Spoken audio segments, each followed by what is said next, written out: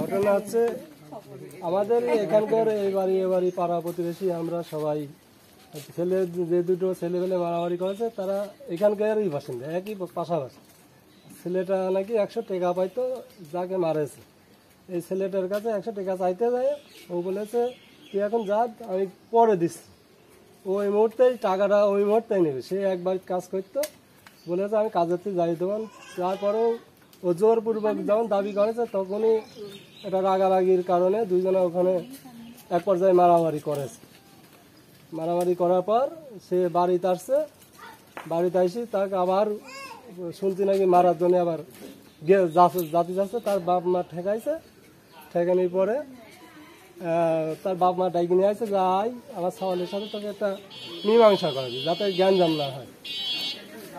তার বাড়িতে ডাইকে নিয়ে আসছে, ডাইকে নিয়ে আসি আলোচনাই করছে। আলোচনা করতে করতে তার আরগুলো ভাই ছিল, তারা আইসি এক পর্যায়ে শুনানি তারা মানে একটা মারামারি সৃষ্টি করে। এক পর্যায়ে কয় ভাই মিলে ওই ছেলেটাকে জখম করে। এই আচ্ছা, যে নিশান প্রকৃতি কি কোনো মাদক আসক্তি বা কোনো গাঁজা টাজা খাই?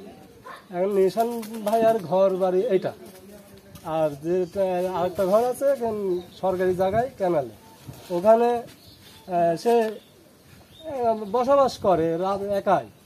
এবং স্থানীয়রা বলছে যে ওখানে আসলে তিনি গঞ্জিকা বা গাঁজা সেবন করে এবং অনুগত তাদেরকে নিয়ে সেটা এলাকার লোক এরকম বলাবলি করে। মানে আপনি কি জানেন, মানে এলাকার লোক? আমি তো তাকে চোখই দেখিনি, এলাকার লোক গ্রামের লোক এটা বলাবলি করে এইরকম। এটা সমাজে এবং যারা যুবক রয়েছে সমাজে প্রভাব পড়ছে এরকম গ্রামের লোক ভাবে যে এগুলো, অনেকেই ভাবে যে সে মাদকের উপর জড়িত আছে।